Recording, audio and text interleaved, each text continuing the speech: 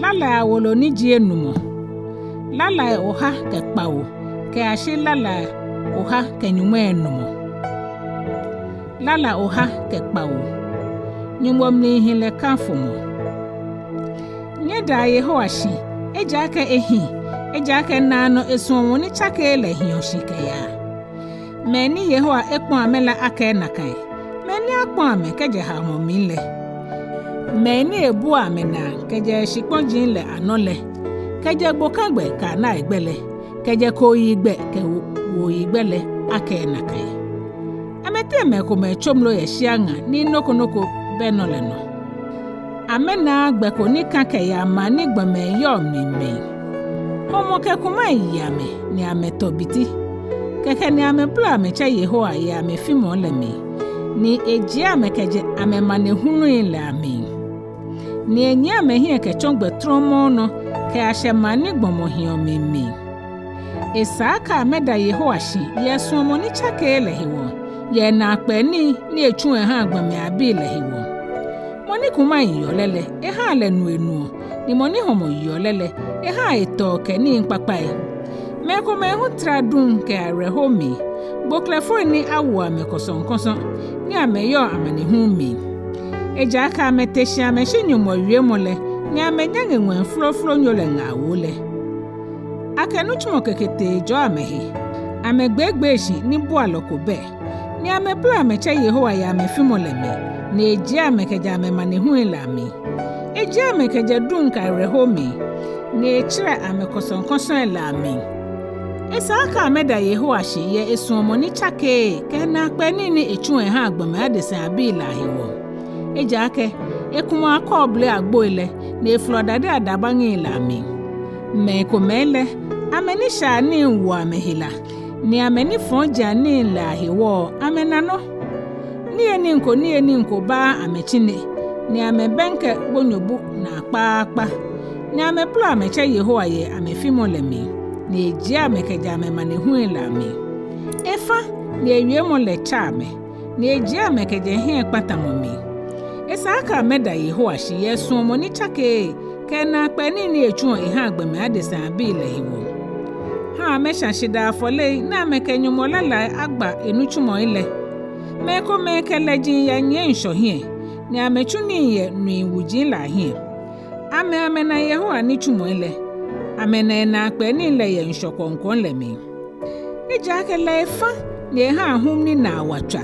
Ni ha nshoke le fe hamahama. Nshoke le hole amehino ke ya nwen. Ni amenyo shike ya nshokonkon le. Ni amlaku ila tuifa ya amane hun le mi. Ekpaa ni amedida atamoda atole. Ni amenga fe la aju ame. Ni amebla ameche Yehoa ya amefimo le mi. Ni eji amekeja amane hun le mi. Ha hum le foncho akra ni shoke le ngmeden. Amemi sha mehe ejake ha omwela se efo ni eke ame eshe amebleni amehyo le mi hwehwehwe. Esaaka ameda Yehoashi yesu omo ni chake ke na akpeni ni echu ha agbame adesa abi le hiwo. Ha amekanfo le ye man asafo le ni ameji ye onupa akpe le. Ha fa etomo shianga ne ha heni nuhingbe ba ye chon shipon gbin. Ha shipon ni ba ni chon o shipon ye meni hionjenle ani fe mo ni hiwo. Ha shianga chon papo ne ha nuhingbe tu okejo shipon gbin mi. Ha meni homo ye amele hionjen ni ameto man amehiomi. Amefi onmoji ni amedu oni. Amefi owe ntromi ni amekpa ni baba o. Ejo ame ni ame ifa na akpa. Ha amechina ifa le no agbo. Keji ake yiwale ke ha omo ka reho ha amenogbo. Ni aba amechitetele egbe olume ahie. Ni ha amechomlo ye shianga ni gbe kadimono beno. Shi ejo ohiafo ekejo amane hulame ni ha amehwe ihwere otamoto kui. Jalo na ka mehingme ni amemi sho amehi. Shi efon fe lo etomu. Ha mo fe moniji ni le lola ekase ni nkeje na eme ami. Ha amesusu Yehoa suomo ni chake elehi. Lala oha Kpaanyɔ. Enyelo anokuni yeli he solimo. Ao na Nyɔŋmɔ. mitri Enyɔ mimi Lala ke ngomo mahabo mi susuma ohia ache obenta ke sanku ne hia acha mahale bi hia achemra ao Yehowa madaboshi ye majimaji laten ni majioyi ye majimaji laten eja ka osomo ni chake le ko keteke mwe ni onukwa yeli lesho atatu anton ao Nyɔŋmɔ awo no keteke mwe no nunyam le ekpleshi pon mu le fen no oke ohe le ahere wo yiwala bomi fa ekpa motue boni afe ni ohere meni usumola yiwala Nyɔŋmɔ ewie ye he kronkron le eke wake mike mishe aja shekemi ni maja sokot jole maha mi webi mi no ji Gilead ni mi no ji Manase Ephraim jimi dade fai ni Yuda le mi manchechi ni Moab jimi hejugoga maje mi tokota matwa Idom maboku nim yeli oshema wo Filistia namo ango mi ke ate mani yo hewalele mi namo anye mi hie ke ate Idom ao Nyɔŋmɔ ani okwa wo lele onye wo taila hie ke ya tadon ao yo bu awo koni wo ke wo henyalo awu ija ke gbomo yeli ke bu amo je fei Nyɔŋmɔ yeli ke bu amo na ale wo ye kunin ija ke Nyɔŋmɔ dienche ana wo henyalo ela no ke moshi Lala oha ke Nɛɛhu mokoni hao mi gbigblimo ao bo Nyɔŋmɔ mo yini mi jio ka mo ona eja ke me fonjin ke osato fo emi ntwamilile ame mi male mi he ame he chenwe mo efosa ewo mi he ame to ami yakatwa ni mi fe konoko beni mi nsumu ame ni mi nsole mi ha amele amela ame mi nyemi mo ame ke fonto mi ekpakpa naja ni ame ke nye to mi so mo le naja ame ko ake fa yi waloko wehe ha na afroloko afrena ka akojo lele ha bulefo ni anwe solimopo aka shafemo Ahwoi wala gbe anokuku na eni mfe achomo kroko no ha ebi achomo awusan ni nga achon krafo ha ebi akpashi amesise ha ahwe ame ya manfo etete ni ameyo mi lami Enyɔ mocha ashoni ni eyo fe yede ni gbo ehun aha edemegbomo le mi ni mfe mokomoko aka fe le ejun ni mokomoko hu aka na ebi awusan le mobo ha ple na ehwe fe ni agbegbe yeyino eni baabale aten Yehowa aka echemele anisha anile ni aka enyehe eshale hu aka fale Yehowa aka amehe eshale da amedi enchele aka ka amehe shikpon le no don eja ake naka egbomole edwen ejron fe mohe Shimon ewa ohiafo kemoni efile kemoni irehwe hele yi ke ashio egbelemi esumo lomo iwole lomo abeno esumo jomo iwole ike jomo te ajeke ewo lomo tomo atade lomo la bote hewoji antomo nu ne bote ewuan tamomu lomo la cho mama ni ebuda keminfino na ekefe minda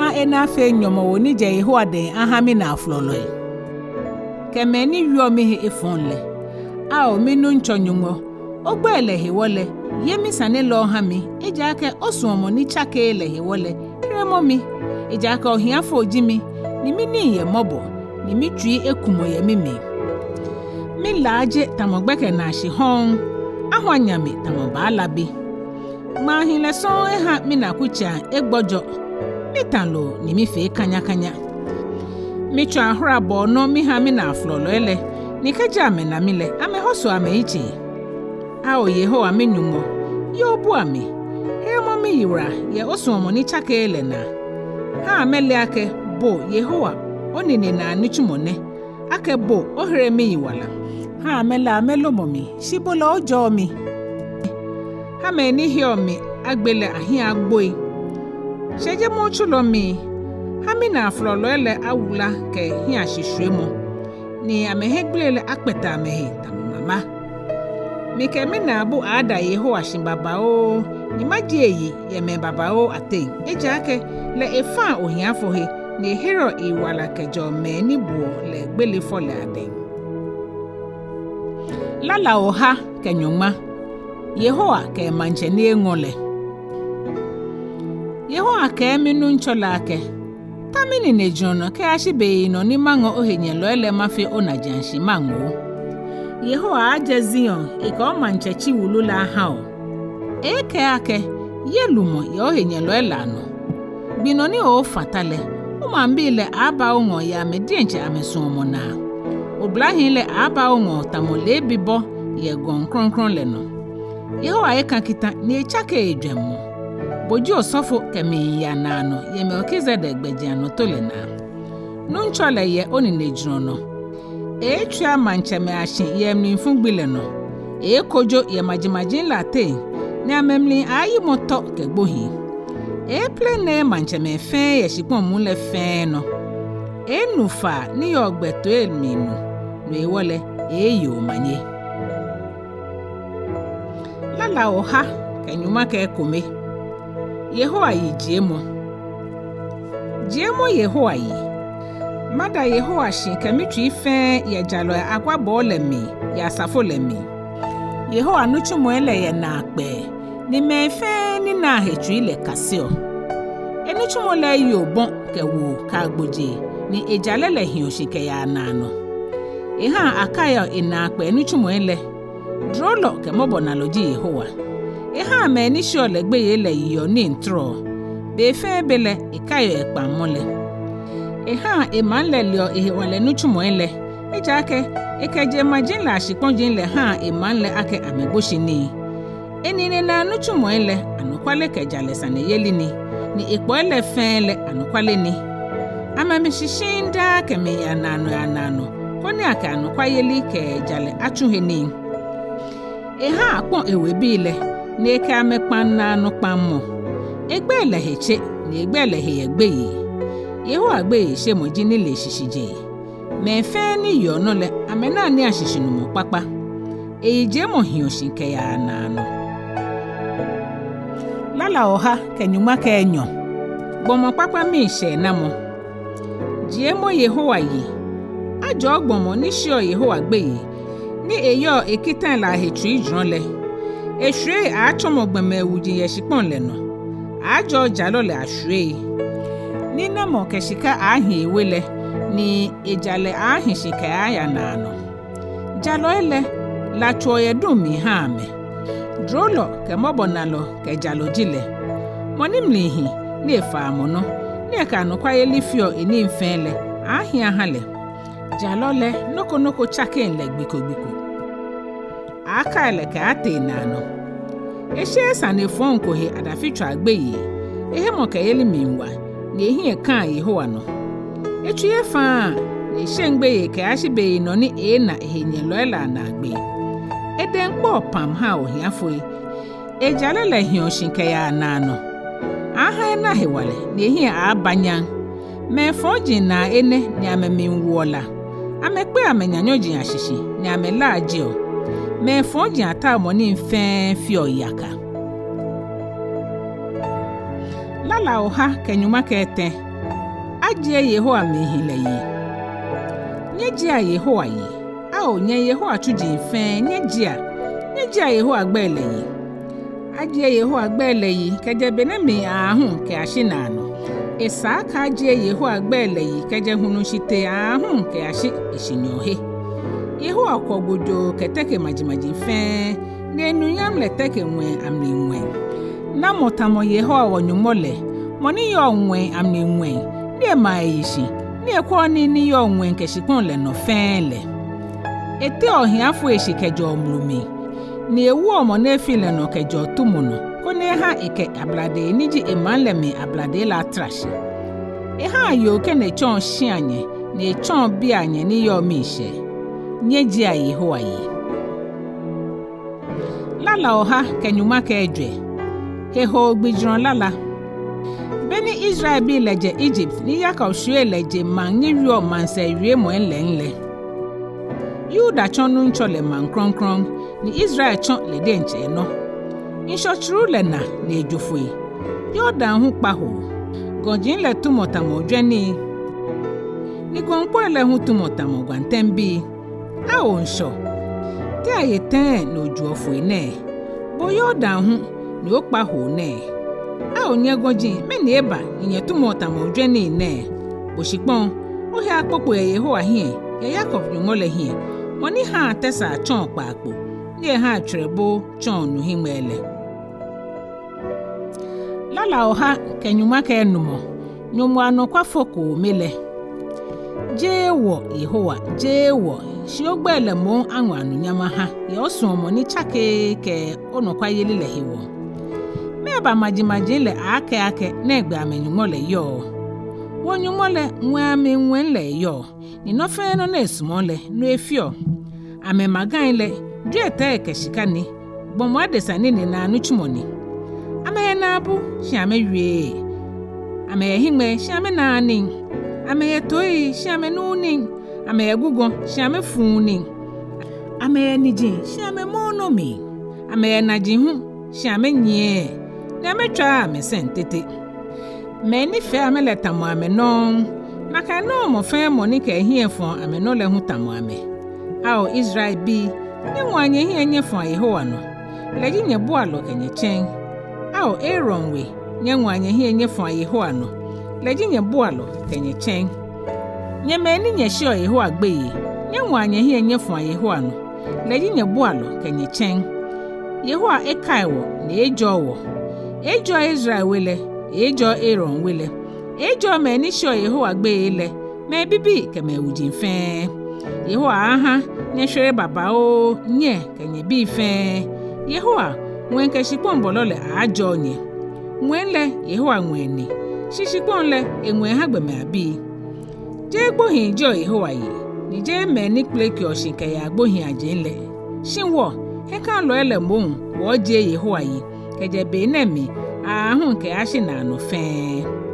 Nye je Yehowa yi. Lala o ha ke nyuma ke Ekpaa. Moko ni ahrele minje Enumɔ yi. Mi sumo Yehowa eja ke ebo mi gbe ke mi fa Ekpaa mo le toe. Aka ni egbo eto ehye ha mi wole. Gbin aboni mi hie kanele le mablo mache. Gbele chone le bole mi kekpe. Bohi aje ngbe ye le momi. Mi nano ni mi reho mi he. Keke ni mi bo mi che Yehowa ke. Ao Yehowa mi nkpo fai remo mi iwala. Drolo ke jaloji Yehowa. Onyumo le mobo nalo ni. Yehowa ba ahu mi ayi. Beni aba mi shinle. Ehere mi iwa. Ao mi susuma. Kuose no ajo he. Eja ke Yehowa efe egbo ejuro pi. Eja ke oje mi yegbele den. Ofo mi hingma ya afonu se. Ni oha mashane ni magbeshi. Yehowa hingme aka mi he. Ye hi kan lo ya shipon le no. Mi hie mi he mo ke iri le mi nkpen. Beni mi ke ake. Aha o mi na akpale. Mi ke tui fan ke ake. Bomoko kra be ni ango he afo eno. Meni mangoto Yehowa na jian ye jujin fe na efe mi le hewo. Ma wo yira hre mo kulule no ni mache Yehowa gbele. Ma ye mi shi we la no ye man le fe hie. Yehowa me kronkron le agbele jira wa ye hie. Ao Yehowa, ochunlo jimi. Ochunlo ko we yo bi jimi. Oklo mi buklele. Ma shashida afole ma hon ni maja Yehowa. Ma ye mi shi we la no ma ha Yehowa ye imamu le fe hie. Ye Yehowa we le po la no ye bo omi. Ao Jerusalem. Nyeji a Yehowa yi. Lala o ha ke nyuma ke Kpawo. Yehowa yi jemo. Nye maji fe nyeji a Yehowa yi. Nye majano bi fe nye kafo ale. Eja ke esuomo kule ni chake le faye wono. Ni Yehowa no kwa yeli le hionshike ya anano. Nyeji a Yehowa yi. Lala o ha ke nyuma ke Kpaanyɔ. Kuni yeli heshida. Ao nye da Yehowa shi eja ke ehi. Eja ke nanu esuomo ni chake le hionshike ya.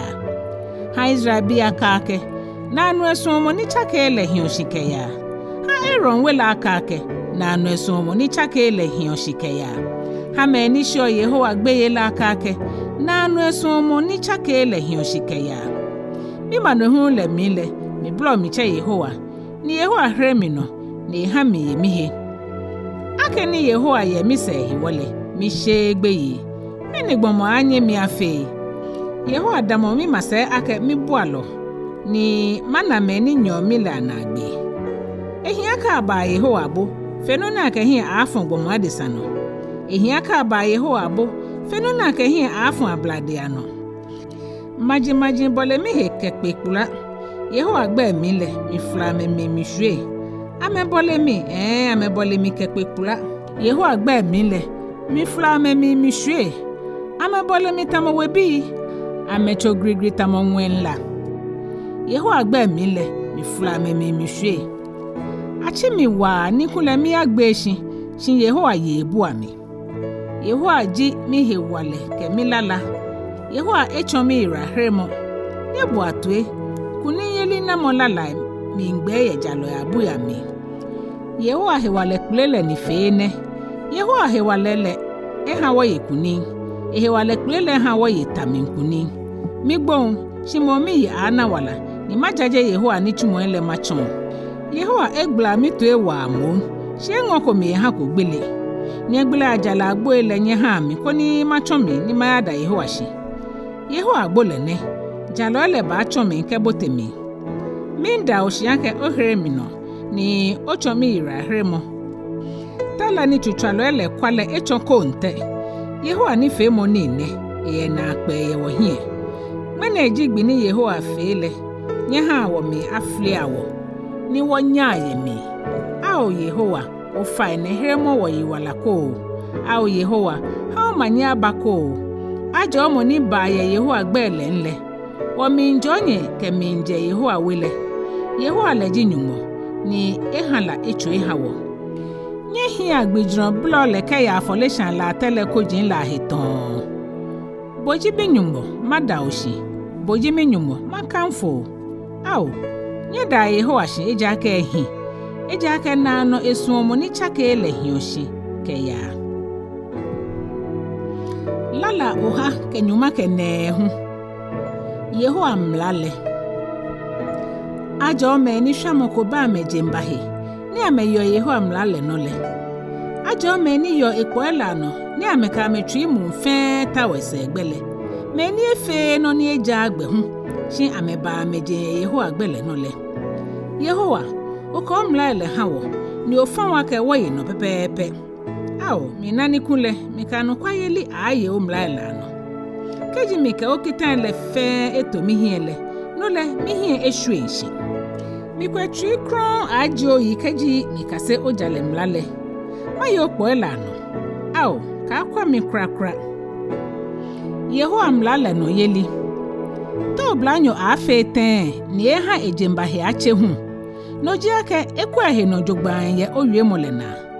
Mita o se egbe ke mi twi mu nle fe. Ka ha mi gba afa keje okitan lahi. Mi ka owie mole eto mi twi mi koni mi ka fe esha mi shibo.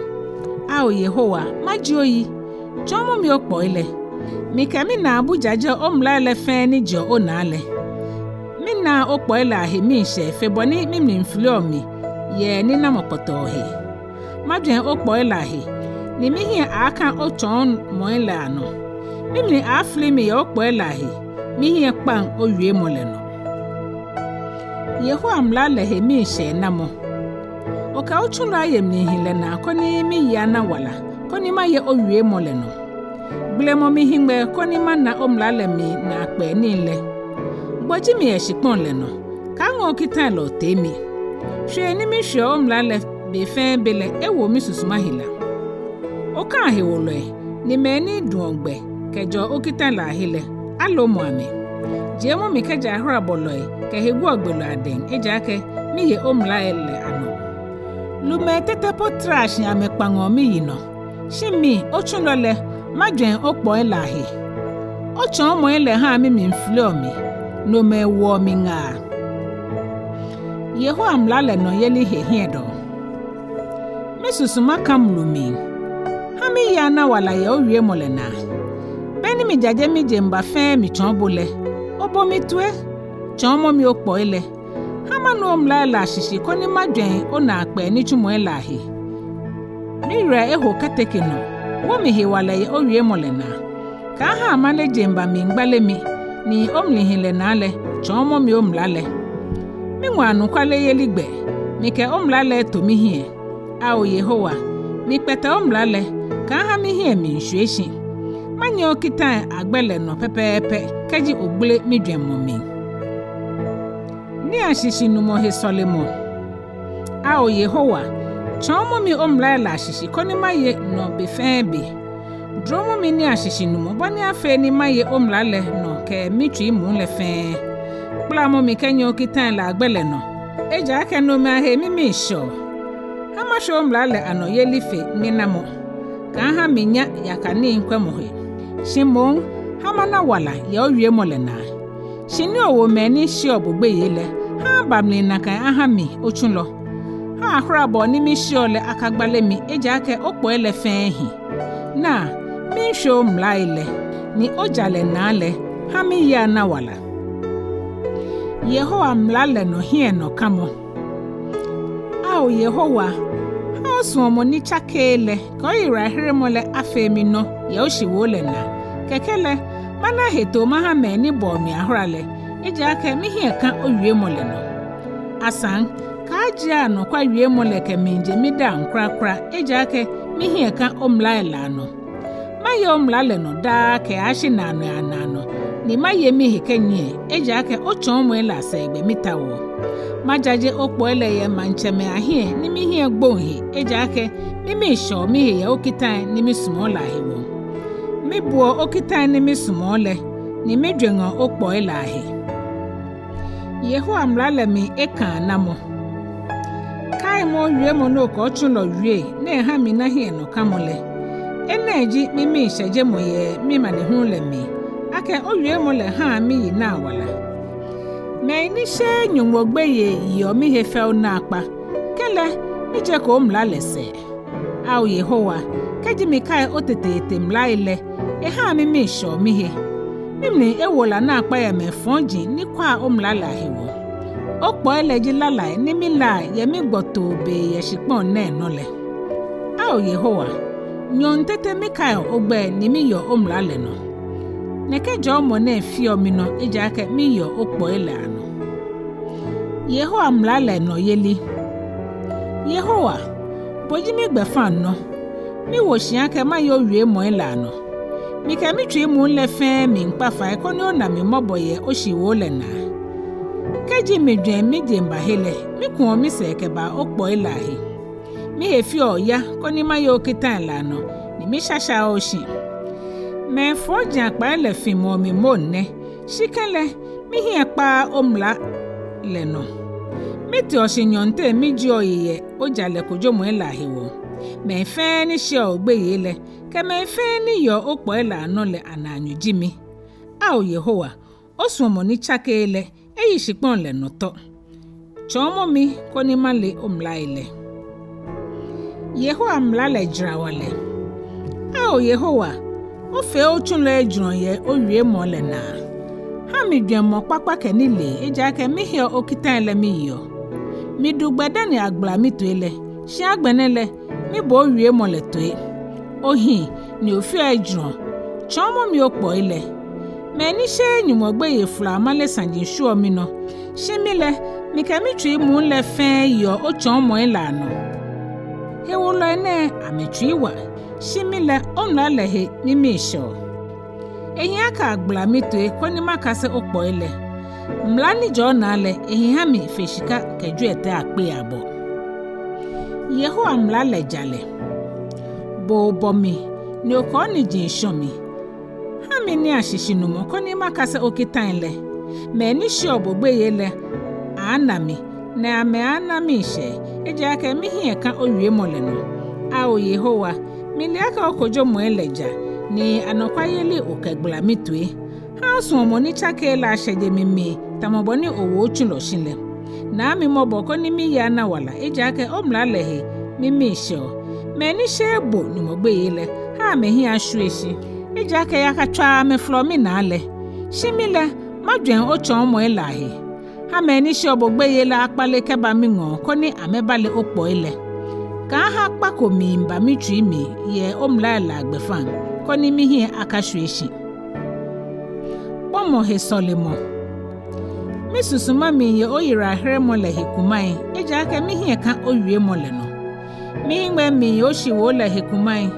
mi bi ake te beni o hyeje mi hu eja aka mi chota mo we nwulo to momo ye laso mi kele mi hie pa opo ela no mebe o chuno a meke ashi mebe o gba meni wa mi yila toe meni she bogbeye meni ye omlala no le echacha abui ametomi okita le fele anokwale sonni ameke amale flo mi na ye obu ami hwehwere ni ameple na mi ye shipon le no shimile mi kwa ko opo ile ya osun mo ni chake le na le ha mi ya na wala koni ma ye opo ni je o na ala no Yehowa mlale mashishin ao Yehowa owie mo le mashishin ye nwenke mi ya nano onu kwa yeli le ye kemi ya nino efe no bo to shipon le shishin ni emashishin ne bo ofa mo na le ame kbashi mene eja aka ochu jiji ni bi fe kwa ejije omlale he mi mi shi okunle bene mi hie pata momo ye mi manehu le mi hie pa omlala no gbiko eja aka no me ano ocho ni oha mi yina wala ono jimi heremo mi eja aka mi ta omlala segbe me fonji wo mi ka koni amekpata mi hie shimile mi dwengo omlala no mi na ake no fe no ye na agbe shokitanle ebe na agbe Yehowa mlala he suomo ao mismo omlala ke noko bi mu fele no he mi dwengo okitanle ha milioni mfe mi henye loile eja ake mi hie mi pen mi eni ashishi no mofe ni chon loile fe eja ake opo ela he mi dwengo mi nu oni ashishi kra fe he meji tetepo eja ake mi yo opo ela no mi komi na ne kajegbe fon fe gbe fon no koni ma ye owie mo le no mi gbako afa kejeko owie mo ela he eja ake bo ochon mi ni owie mo le ngo mi na ake noko engo mi na afe wo tete kechom laile anole mi na ni ashishi no mo he wole mi hi jemba fon fe jemba fon la ni gbo kejo Yehowa mlale nle owie mo ji kane ha mi na ni famo kella ni gbo ye mi gbe no mi kan kita ni mi mano mi ake ma ye ojale mlaila no mi nano na akpa ao Yehowa ha mi ya na wala ye owie mo le na ao Yehowa ngo yini mi jiole ake afole koni ochon mi omlaile mi hie mi wala ye mi dembe fembe shi omlale mi hie Ekpaa no me foji echomi chone bonne shi mi du ko gbe keje ko ochon mo elahi mi ngo omlale mi fe mi gbe fan no ke mi ya na no eja ake no me ahe mi she mi twi na mi pe mi yin ake maye omlala no da ke ashi na no hwe ye Yehowa mlale na dwemo enyonyo chemele mi hiame shi mi smo omlale boji mi te mo he ke mi chen owie mo le no mi hie ka nye fon fe lo nye ji ami no nye ya koni ma ye mi nyumo le kitan la no ye mo mi ye o shi wo le na koni mi ya na wala ni mi hie no kamo le he wole ka ha mi hie mi nhweshi ye mo mi koni ma fe hwehwe koni ma ye opo ela no bi fe bi me fe ni drogbe kejo opo ela hele okwa ame eja ake ameni le fe le shishi umoni shigbon le no me fonji fe le ochira mo shu otamo dade fe no e wole mismo okitan le o hegbe ye na le mi he popo ni mi nse oden kojo mo ele agbeye Yehowa mlale no yeli no nija ni hile mi fe ka angme mi he oha me ni wa mi ile damom ni oha ochulo koni ahia hale ka ha me ni shebo nyumogbe ye mi wa mi etomi ko ira hremo ke ojale shi wo legbe kwamo o ko ochulo ayeye osuomo ni chakele na ni chomo mi omlaile ochulo jimi dromo mi ni ashishinumo koni malo omlaile beni Yehowa ba fe no ko leshe eja ke akwa omlale no ewole min sumo kitale feshika kron no ewole mi ba mi jeye opo elana mi hi kutumpo be fe Ahwoi Yehowa mlale no yeli omlaile na akpe no ewole mi susuma yono owie mo ila mi chomo gbile odwemom ni fan ni ha mo ni le ni leoni mi gbo mi da nke twisu ye hwe ni mi hwe okitan la hewo chohi okwami no na mi mobo tamobo ni ofi o ha me ni sumo ogbele ha mi na ne amoshin ye oshiwo le na ni ka ha no shakomi ye mi no hiremo mi kaja de san yiwale mi koni maye omlaila no che ohie oha ochulo koni ochon mi omlaile mi hima ya fonu hotamofa eji ake aye omlaile ano Yehowa mlale na jale sane yeli ao Yehowa jalojio ni okojo mwele huja kemoshi kita ni awoye omlaila hele jale ke anukwale soni mehedo ha mimi nwola fenini eji aka mihenyolole ahie kpa owie mwela ano aka oshiwo le akwe ni anake anukwale ni no hewoni ochulo sumo oshiwo ile mile fufo jimi ni abumi shikele mihie kpa omlaila ano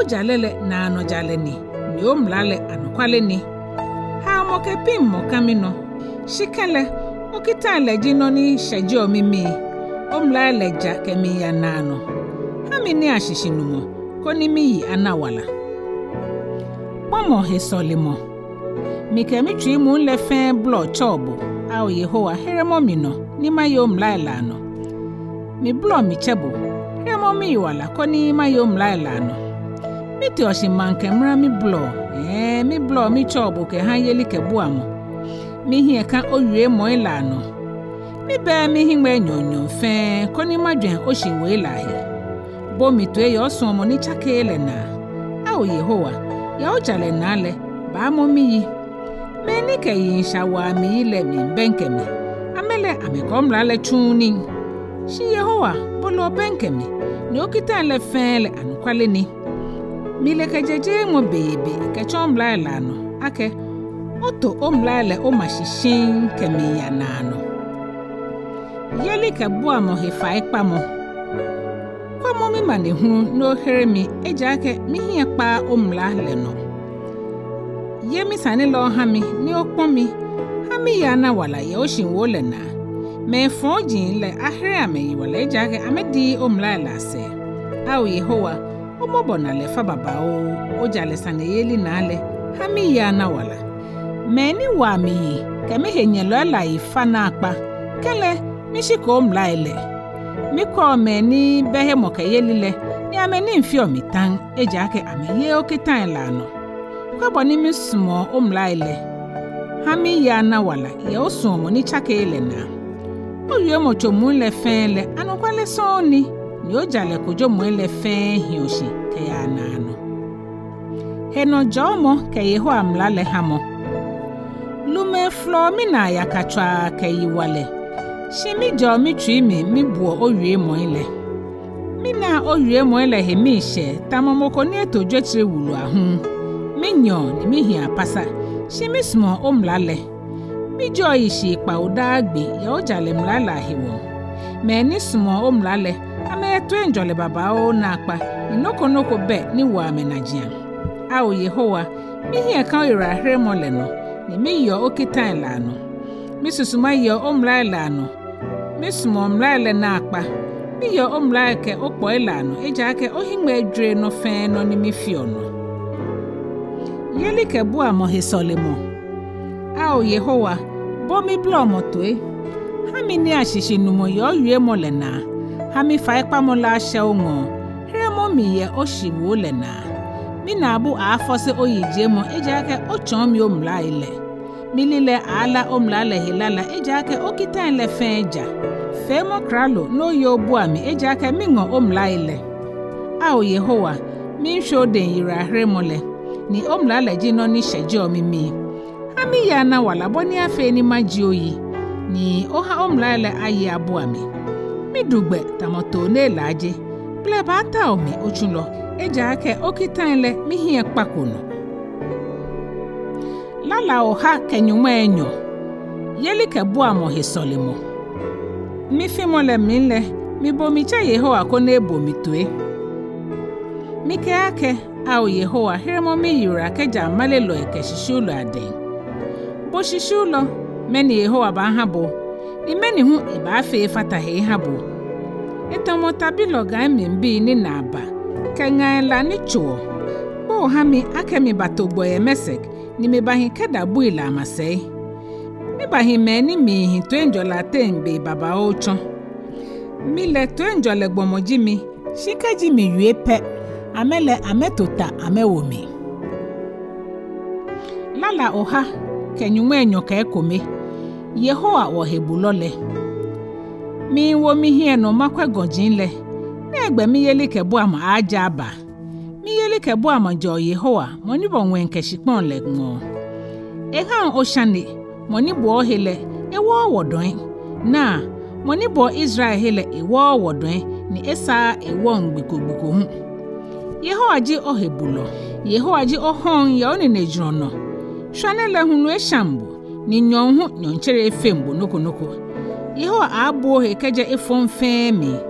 Ebo wala he hwehwehwe. Yehowa abo kpoje ka o mimba he keje benemi ke ashina no fe. Lala oha kenyumwe enyo ka enyo. Jerusalem kanfomo. Mimi sho mi he keje akemi ake. Bani wote Yehowa wele. Ao Jerusalem wanajima mogbo elemi. Jerusalem bo mani atwa mashike kira no kekpe mani amale kebole kekpe. Jen akuche niji Yehowa akuche le ya. Ta keboni awu amemrale koni ameada Yehowa shi. Jen ake kojomo Sane emamo David wele kojomo Sane le. Eba hejole nye ha Jerusalem. Meni sumo ole Ahwoi. To enjole ahi ogbogbo ile ami. Ni hwehwehwe femo ahi omojin la ami. Minye mi meleke mina ne mela hiwole. Make bo Jerusalem make. To enjole ahi omi. Yehowa wonyungole wele hiwole. Mata obo ikpakpa. Lala oha kenyumwe enyo kete. Solemo ke hamobo nale. Ao bo mi wo mi hieno mi ko. Bo moni otama nchese no ye nwe ame nwenle. Na boni chujin ka me hie fon onunya no. Ni we yo hu ka ehefon ewula no le. Na kan no wo hu wo Yehowa onyomo legbe. Ka ashi be yi no ni na wo mobo. Na wo mobo au Yehowa na wo mobo. Eja ake agbe wo hegu baba o keteke no. Wo he fel ni me ni he jo amele yo. Ke wo hegu ni he wo lo ele gbe o le minsu otwi ifenini. Lala oha nyumwe enyo ka Ejwɛ. Nyɔŋma buo ewe bi ya he. Keje Yehowa ni yo wosele. Ha Israel ake. Keje Yehowa ni yo wosele. Kule beni wo henyelo eteshi. Wowo ni amemi wola wowole. Ame mi wo he kan loe. Kule nuafo ale suwoyi. Ni faile hawono. Kule fa ni fe hama le suwoyi. Yije mo ha Yehowa ake. Eke wo ha ni wo chomo amenyanyo ji analo. Wawale eji ameden, tama lofno jo lofno dulo achone min. Chone kwa leche ni woje mi. Wayeli kebu amoya Yehowa, moni bomwen keshikpon lede. Lala oha, nyumwe enyo ka Enumɔ. Nyɔŋma webi hwehwehwe femo. Meni hie ka Yehowa nole. Ametamozi ongon ni hoso, shimon emashikemi ya na nole. Boni gojin ebole Jerusalem kakpe pulale. Naka Yehowa hu ebole emela he kekpe keje benemi kemi ya na no fe. Eja ke mo fon le eye njalo ashikpon le no lumo koni jalo ele akafe efon. Ao Yehowa femo menihi ke meni jaye ametria mi le ejro. Shi meni pale okeya amegbegbohin anole. Yehowa alo ame ke meni tuoni fonji ani le ke ate. To enjole aba Israel.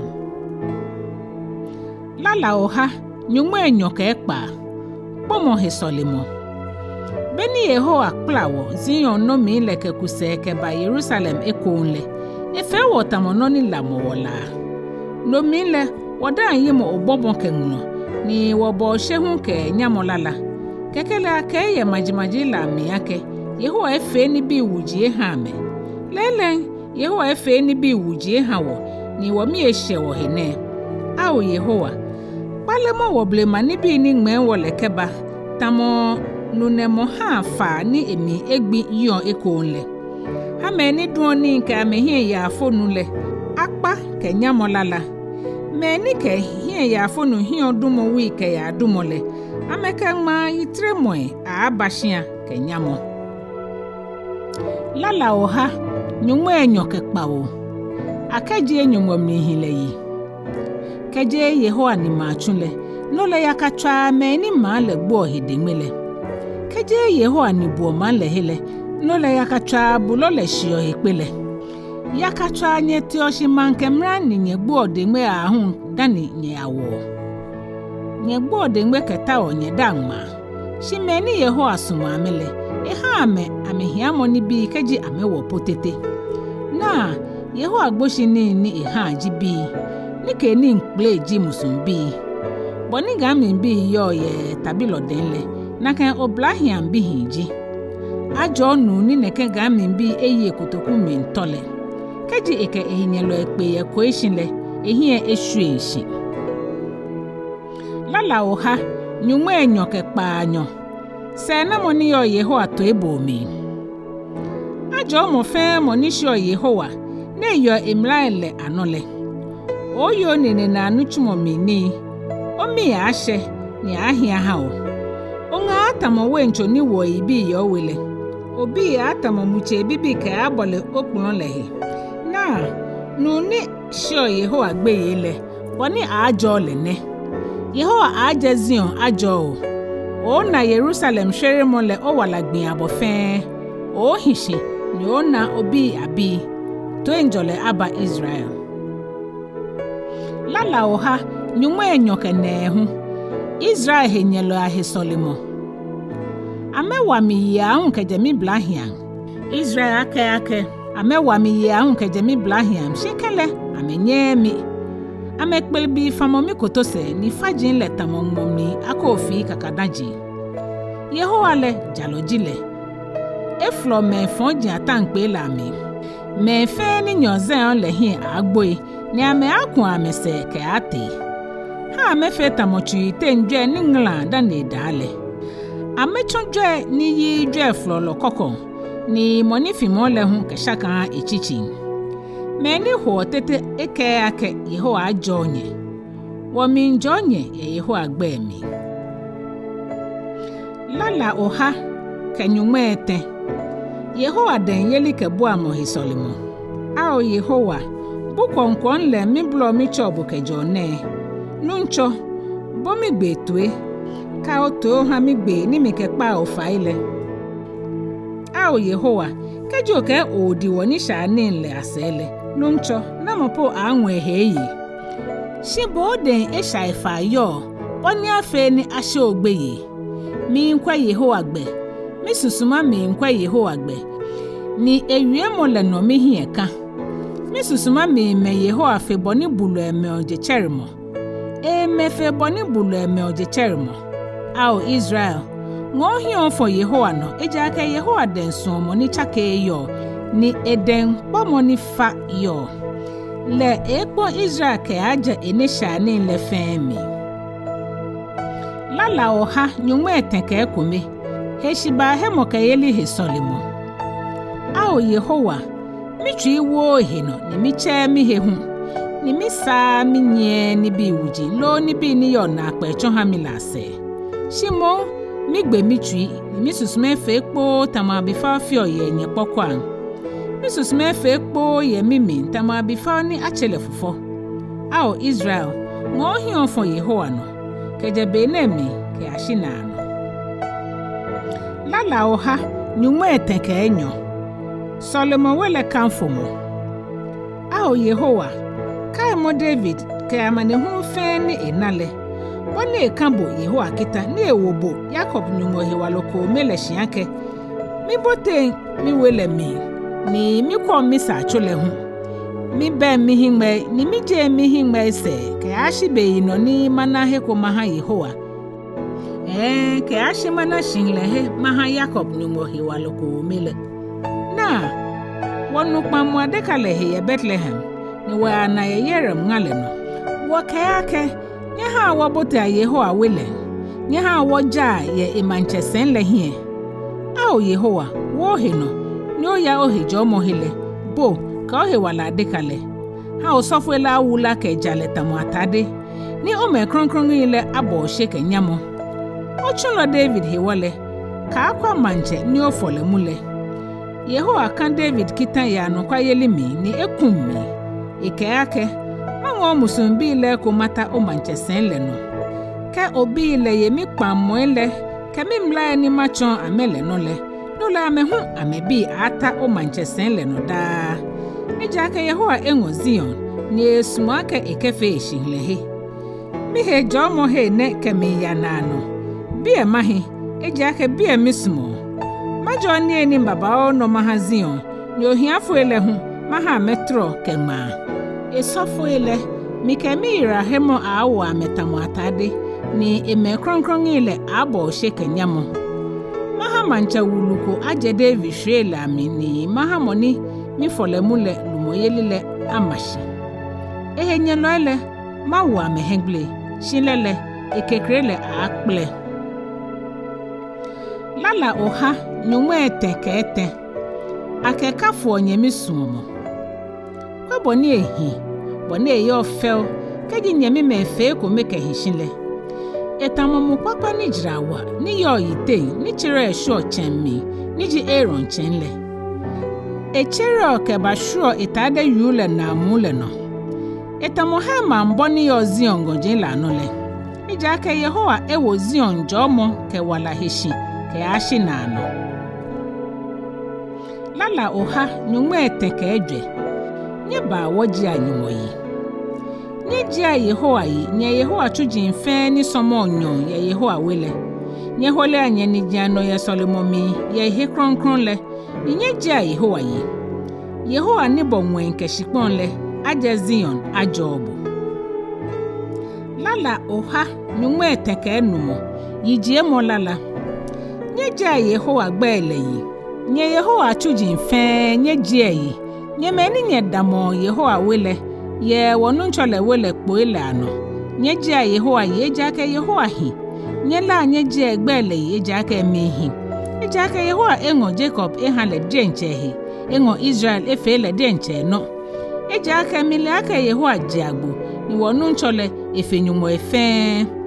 No fe no nisa Yehoa hi. Ye nwenke shikon le no. Ye nshoke bu ivo ila minle no efio. Leji moni ha atatu iwo ke joshipon le na agbe hele. Le ha asra wa gbla ke fata anu nemohe. Ni ha ko yo fan ke jo nito hele. Etua Egypt kromo bi le ni nke jagbomo no ke ashikolo no. Egypt le efe okadi ke na akpe ni yemi. Ike gbla faro ke chujin le fen toe. Na etua majimaji pi ani na egbegbe maji acheme hewaloi. Egbesi hon amobi la manche.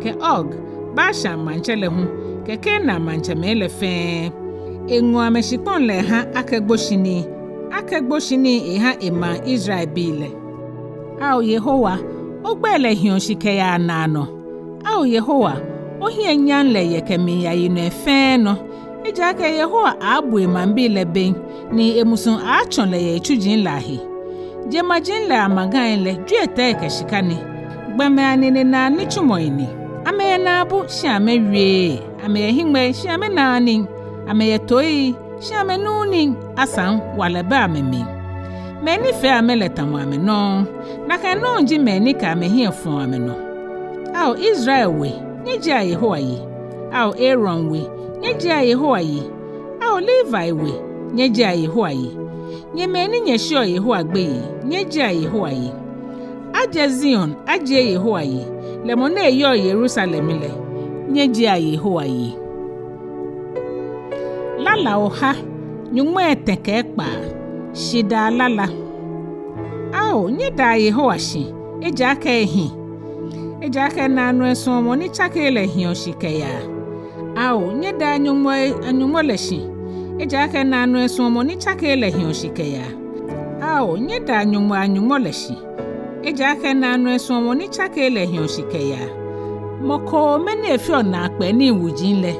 eja ke nanu esomo ni chake le hioshikeya le moni eke ni le bonwen aminwenle eja ke nanu esomo ni chake le hioshikeya le moni ele shikpon le mi hanui la no le eja ke nanu esomo ni chake le hioshikeya le moni ebo hunu kenyonchirele eja ke nanu esomo ni chake le hioshikeya ebo hunu kone yeshane no eja ke nanu esomo ni chake le hioshikeya ebo nyonchire ke mlami kone ameye nyonno eja ke nanu esomo ni chake le hioshikeya le moni echua Egypt kromo bile nile eja ke nanu esomo ni chake le hioshikeya le eje Israel bile keje Egypt le eja ke nanu esomo ni chake le hioshikeya ekene neshi wale ke kpɔn wale chuene eja ke nanu esomo ni chake le hioshikeya le moni egba nshotru le mile eja ke nanu esomo ni chake le hioshikeya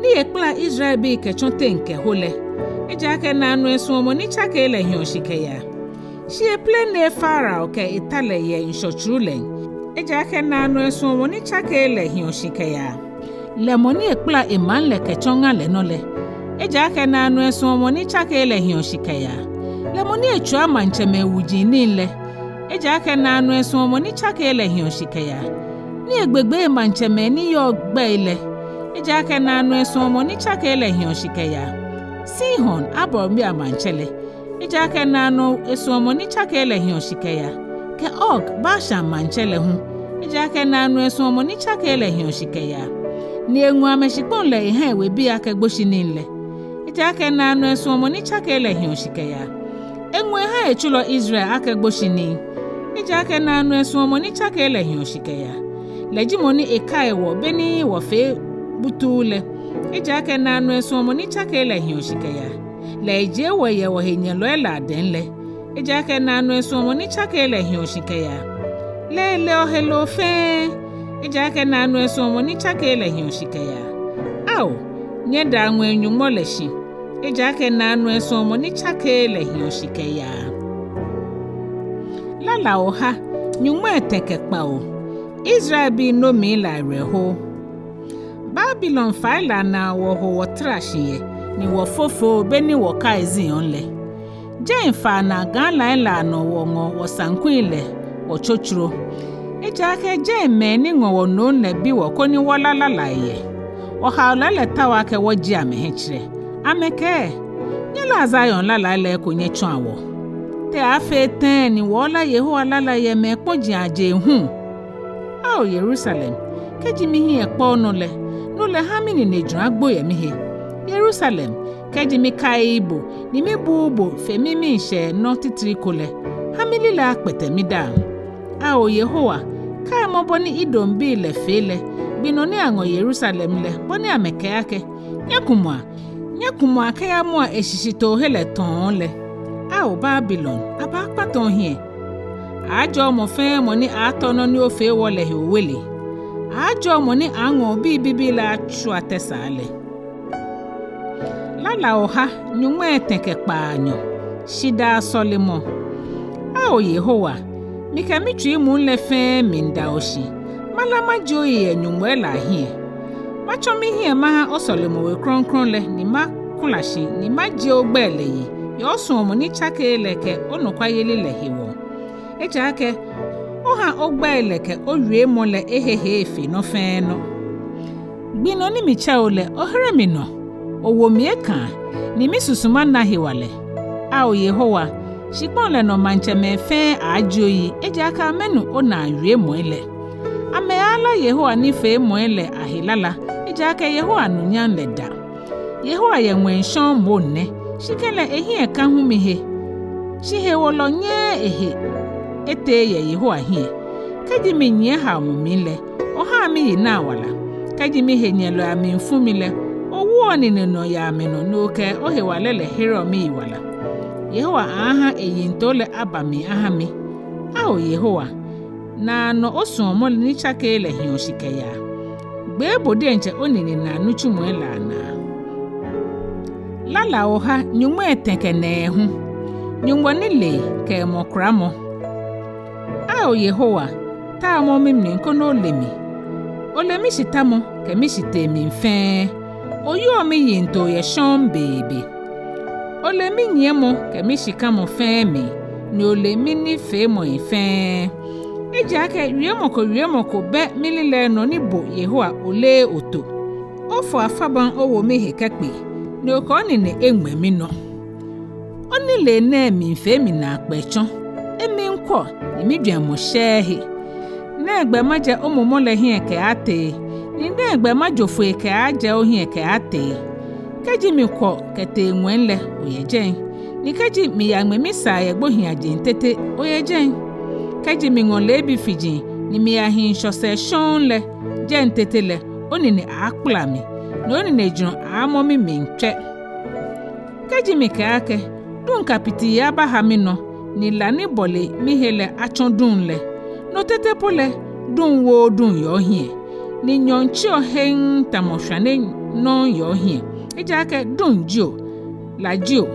fe ekome ni yo hie eja ke bo mi ni bi fe bo shomi ye mi nyamusun mi jio yi eja ke bo ni obo mi le ye na pe kegbe ye fe onu chumo le fe ye na pe mi le na krede ango mi ate bo be ni abo mi gbomocho le ye te mo mi ni ashon mi ye shipon le shishiton le beni mijila kukuli tete pole ohingma ena mi momo wala gbi ni ato aha mi le ama fe ye owolo le mi dani mi je wala shishitete a onyumo oyi nto ele jira wa ye mi hin akenuko ifa baba o na akpa keji mi ka ake makanile ame ifa fension ashia beni mi hin a chenle o mase no mi yo a o na nyumo mi nani ogbe me fon jinle gbeme la hwehwe lo aka benke mi fonfo amewi o heke yinsha ni amete ohia amewo bo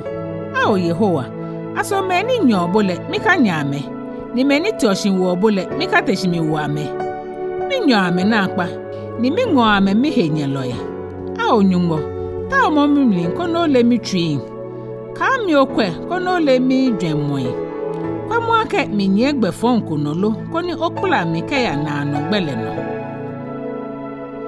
Lala oha ke Nyɔŋmai Ejwɛ hebu solemo a o yehowa jemu mi ye me fon jiaden ba mo mi ye yi wale laden ame kpango ni fon jiani ya metria ni ame ha tate oshida amejo ame lile ana atamo nufu ni shikpa ana ebo ya menyanyo jiashishi a o yehowa bu mi he keje mo fon leden ni oba mi keje gboma yi wale aden meni Ekpaa nkoni ametotomi na nile ewolo echonmichoni ni amemwemi ya ni amechonchomi akpa yegbetoi mike yehowa ake boji menyumo a o yehowa bo mi fa Ekpaa mo gbe le toi a o yehowa menyumo mi irahelo ni hewa bo oba mi yetagbino a o yehowa ka ha mo fon ni neshe no ni ehwiole no ni ka ha eyinto fon le mimba mimi hale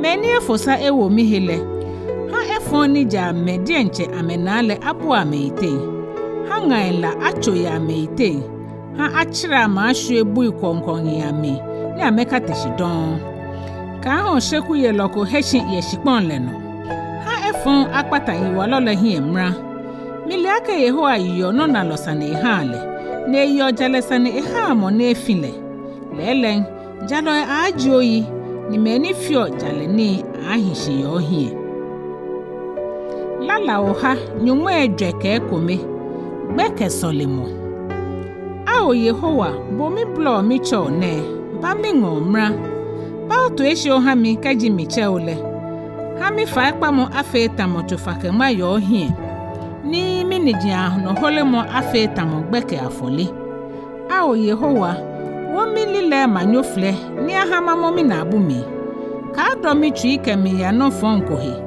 ni mi ka fata me fon jia he kachu iwale ni ka ha mi ye amedokodoko ni leko hanjalo agbla mi to ekem ni hile ha no kwafoi akami chi kaji mo fon mi wo mi hie nyanle ha makwa eja aka mi solo da mi shi ameni fon jia ni le kaji angome fon jin aha kojolo ni abu ame fole no Dani amana le ake mi wie mole anukwale ni. Bonike moko mi hu ne egbo shikponle na kan agbewo wi ahwan gbonyo butoe. Shibo Yehowa menyumo bo no mi ke mi hiefon bo no abo mi ba ha shimi tamomoni ba hefalo bo mi he ye chone ni amechon mi lehi bo mi he kaje me ni chuo ni sha ni akpa ilahi ha me fonjin adu amede enche amechonele ni mile ha majemni nsoke.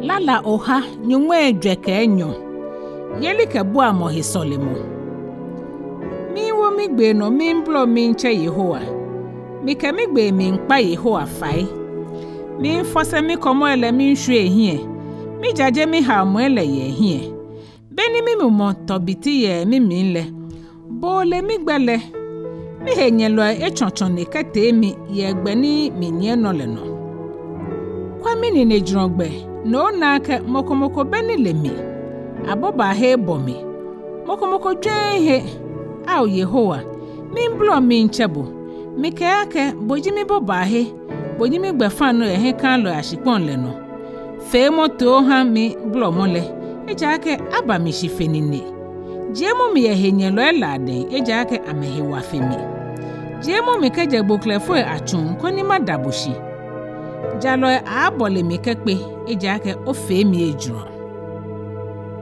Lala oha nyɔŋma Ejwɛ ka eten yeli ka bu amo hisolemo ao Yehowa bo mi solemo tue fe moto oha mi fa ekpamole heremo mi no ye onokwa yeli ke ojalele na oko ochunla aka kojo ejake hekan loko ye mben yo hie ejake henye lo le tumi ekpata mi wala hie ke moshi eha mitadu mi ntamomeni egbo eje ngole no ewole mi momo etobiti ye mimi mi tuye fe shiklikpi ye mimi mi ka ble magbinle mi dwe oni ni ofe le fiahe mi susu oni ne na nuchumo elahe mi hwele omi ni jiano mi habo ye solomomi o hekuma iyo mi susu mata mo shikpongbin au Yehowa heremo mi no ya mi momo mi ntobiti ka ngo hi otemi keje na kanle mata mo me ni kleki oshinke ya gbohi ajenle lebile hamanu osuomo ni chake elehi ejake bo no mi hieka hama legbe ni sake manye no ejake bo mi ngo mi susuma mi ha au Yehowa jemo mi ye mi henyelo elade bo ongo mi juofo ekeba mi bateye chomo mi koni mafe osuomo nani ejake boji mi nyumo ha omumo kwakwele achon mi gbekenye gbeteno au Yehowa ogbele hiwole hami ya na wala ojalele hiwole jemo mi keje ha momi osuomo ni chake hami le hiwole flomo mi henyelo elo shwe no kpata me ni wa mi yi le fe ahie ejake ochun lojimi. Lala oha nyɔŋma Ejwɛ ka Ejwɛ manche koda nyumoshi yije mo ha Yehowa mi tesale moni chon mi ni jintawu ke mi wa bi no mole leji mi tesa ke mi mo mi boba mo ni wa ke mi jielo mi chen ke mo aboni mi baale le eba mi mambishi ewo mi shishi au Yehowa meji gbomo adesa no bu ehe akonta lo gbomo bi no dwan ehe gbomo le tamo koyo egbin le tamo hon ni ho au Yehowa bo onwen le nashi kono yishi tramo gojin la he koni ameje lasu hasra wa gbla koni ogba ohenyen lo ele osha tramo ga mmbi le koni owu amefoi boni nemlin keje nwen shomi koni oje mi keje nukonkon le mi keje me ponjin aden meni malio ni amewa ameni nejrono ameka malekitale ao nyɔŋmɔ malala la he mahao Kpaanyɔ sankun matwam kaji oyi bo ha manche me yokuni ni ohere ochunlo David yiwala shomi kaje yiwala klantena bomi kaje me ponjin aden meni malio ni amewa ameni nejrono amekeka malekitale wobihin adra ya me blahiam tamoche ni atel ni amedra ni wobi yele hu atamo konte ni ako ni akema manjewi wo bonwe ayi obonbon keni eni nsroto efe woto ehu afofo akpe ke akpe nyuma ye ngano wo china ehu afo baba o ameka shrake na ameka laje aka no ha mo blo mo koye wo brohu an ajo ma ni na neke jo mo ne ajo ma ni Yehowaji Enumɔle Lala o ha nyuma Ejwɛ ka Enumɔ yijie mo Lala makafo me nyumbo ke me manche ni majo gbele yida ke ate nano da gbile majo yi ni majo gbele yida ke ate nano Yehowa jiagbo ne sayije mo babao ne egbojele ana Yinokome akanfo onuchumuele achon yinokrokro ni ame ajajo hewale ni fe moele amechon madwen onunyam faleke ogboje ke ona akpe nuchumuele ahi me agba hewale nuchumuele ni yogbe yele ni majaje ogboje ele machon ame ajajo mlihin lekpete nkulele ame ala ojale hilala wa drolo ke mobona loji Yehowa emi mfumra ne somoni chake ele fa babao Yehowa hiha me fe ni emusun chon leye ebo ni le fe he Yehowa obo ni le fe adaushi ni o me kronkron le fe ajoyi ame ayo manche yele la nunyan lehe ni ame agba ohewalele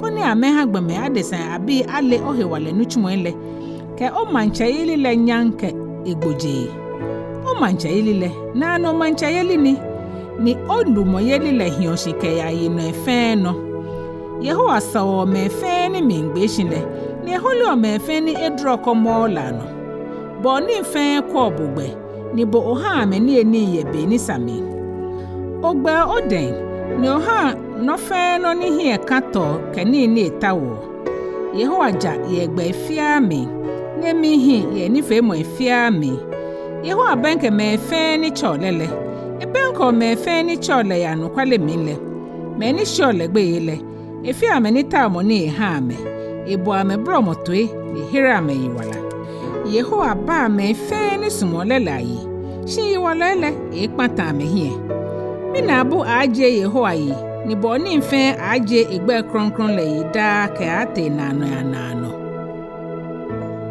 Lala oha nyuma Ejwɛ ka Ekpaa nyuma yira here lole ijiemo Jemo Yehowa yi a o misusuma jemo Yehowa yi bi aboni mi hie kane maje Yehowa yi mala maje mi nyumole yi mi wala be fe nyaka nwanye hie nyefo alume lo gbomo adesa biko ni yelike bu am beden le no keje mu moje mi le ekun eseka esunle mi eko na kan gbele no eyinto fe lajo ajo gbomo ni Jacob nyumole ji eyelike bu alo Moni ehie kan Yehowa Enumɔle no le ebonwe nkeshikpon kensho ke no fe no ni yominle lele eyu anokwa ke ya nano meni ayu ama minle eyu amesane ha me ni meni homo yi amele ha me ni eni Yehowa fe ni ogboklefo agboklei Yehowa agbilo shulafo ahime Yehowa holi o meni dro komo lano Yehowa sumo jaloi Yehowa ba agboy ayi efi awusan ka okran fose shime fonji agbele ebutuo Yehowa ba ye mancheke ate nano Zion onyumole aye mancheke ate yino efe no nyeji a Yehowa yi Lala oha nyuma Ejwɛ ka Kpawo nyuma ofele yijiemo nyeji a Yehowa yi ehi aka ala je wo nyumole yi eji aka drolo jile ni yijiemo Lala sale Yehowa ji moni ma Jerusalem manle ebu a Israel bi ni agba ma shalana le echa me ni tui ekumole ni efimo ameplamo elano le echo nwa mi la ibo ni ewo ekofen ko gbele wonu nchole jiagbo le hewale fana akpa le ni lele ana Yehowa wo heshibalo ano shi yiwalele echira me echuashi nyela ashida alala nye ha Yehowa nyeke sanku ala akaji a wonyumole yi le ka atatu iha nwe ni ha anu no shipon le no ni ha adwe kon ye gonpo ya no le ha ko lo eni ne lo kwa labite abi ni blo le hu Emishe na mobe ukpongo hewale mi, ni ebeta bilo ya hewale hemishe Shimon, Yehowa na me ni shiole gbeye la hemishe, ke me hunike amehie fon esuomoni se efo le nole. Ao Jerusalem, kanfo mo Yehowa. Ao Zion, jemo nyumo le yi. Ejake, le wajo ogbo ilasa dabangi le pen. Ejo obi ni yo umile. Eha ohusu anojo. Eha oto kenma papa. Efa shiponle ni noni ekeole afiolo ya. Eha snow nyo futa tamoto hechwe yen. Egbe oboni efi esha tamolamlu. Echire nutele eshu oshintamofobite. Namo anye efenle na adamo. Efa na ewiemo le nale. Nutele sirio. Eha ekoyo le cha ni nuile huo. Ejajio ewiemo le echon Israel. Eke kpoile ke imlele ha Israel. Efe kuna kenoko iha kumanku dan. Imlele hu amele. Nyejia Yehowa yi. Lala oha nyɔŋma Ejwɛ Kpaanyɔ. Jemfe aje Nyɔŋma yi. Nyejia Nyɔŋma yi. Nyejia nwe nyejia Yehowa yi. Nyejia yi yenwe flo. Nye ebofo elefe nyejia yi. Nye eta elefe nyejia yi. Nunu kenyonchere nyejia yi. Nyemwami ni nyekplofia nyejia yi.